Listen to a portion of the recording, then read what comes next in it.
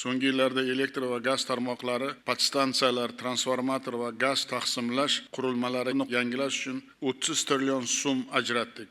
Ochiq aytish kerak, energetikada muammo mablag'da emas, chunki qancha kerak bo'lsa topib beryapmiz.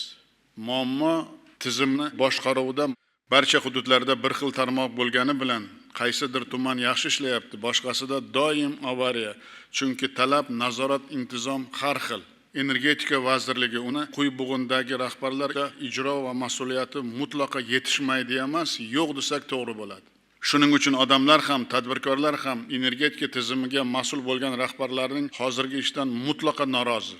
Takror aytaman, tizimdagi har bir rahbarni qilayotgan ishi eng avvalo odamlarning hayotida, turmush tarzida sezilishi, tadbirkorlarni mushkulini oson qilishi zarur emasmi? Lekin hali ko'p rahbarlar buni tushunib yetgani yo'q.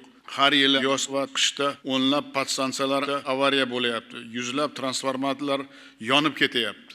Har bir uzilish tadbirkorlarga, iqtisodiyotga qancha zarar keltirganini kimdir hisob-kitob qiladimi, yo'qmi? Shu paytgacha na energetika mas'ullar, na hokimlar yangi transformatorni qo'yish yoki tarmoq tortishdan oldin bu yuklamani ko'taradimi? Kelajagi nima bo'ladi? Hududda iste'mol ancha oshgan deb aytmagan.